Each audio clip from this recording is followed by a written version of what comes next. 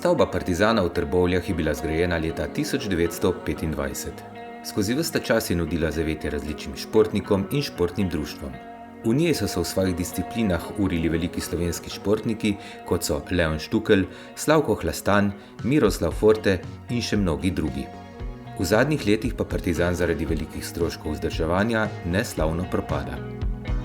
Zveza športnih društev Partizan je res nosila to breme upravljanja zgradbe, in sicer od 90-ih let, ko je prišlo do prenosa lastnine stavbe Partizana iz Športne unije Slovenije na to zvezo, sicer v 80%.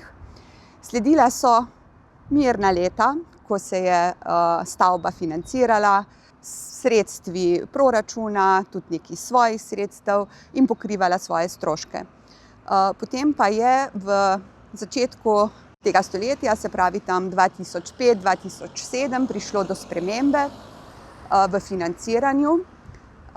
Stroški so zelo narasli in zveza, se pravi 3 društva, ki so delovala v stavbi, niso več zmogla pokrivati stroškov upravljanja, se pravi ogrevanja, elektrike, o stroških kakšne obnove pa sploh nismo razmišljali. To so bila kar zelo stresna leta za Zvezo športnih društev Partizan. Žal nam je bilo za stavbo, želeli smo si ohranjati dejavnost v stavbi. Zdaj, zunanjost stavbe je že kar zelo načeta, ne? Streha je potrebna obnove, tudi fasada se ponekod že kruši. Mislim, da tudi znotraj napeljave so potrebne kakšne obnove. Oddaleč morebiti stavba še lepo izgleda, ampak enega bližnjega pogleda pa ne prenese več. Zato smo ves čas dajali pobude, da prevzame stavbo lokalna skupnost. Zdaj v tem mandatu smo bili uslišani in smo res zelo veseli, da je nekdo prepoznal to vrednost stavbe in ohranjanje tega prostora, ki je namenjeno občanom. Odločitev o nakupu Partizana v resnici sploh ni bila težka. Vsi gledamo ta včasih veličasten, čudovit objekt, kako vsako leto malo bolj propada in nam ni ravno ponos tam nekje v središču Trbovlje.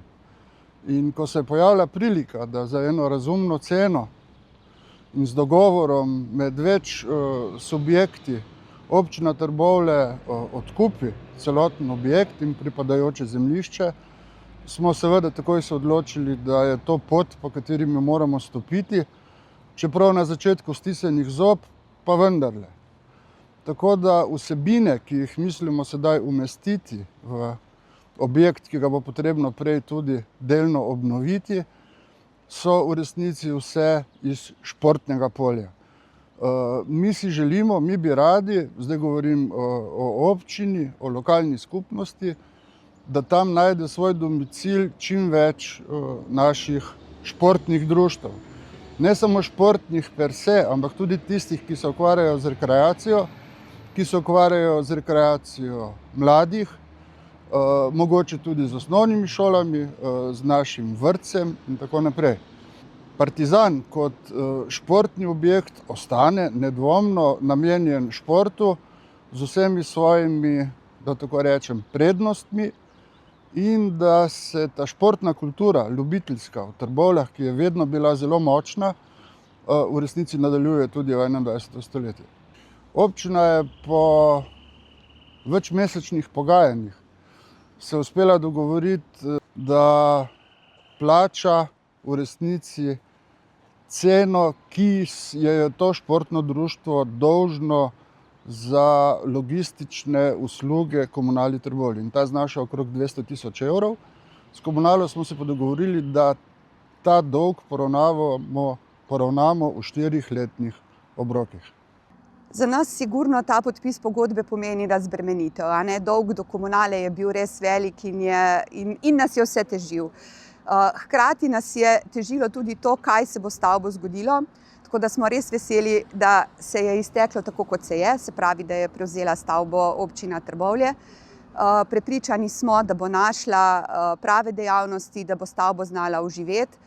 Hkrati si pa seveda tudi želimo, da bi društva, ki so do sedaj delovala v stavbi, ohranila v njej nek svoj prostor in pa možnosti za delovanje.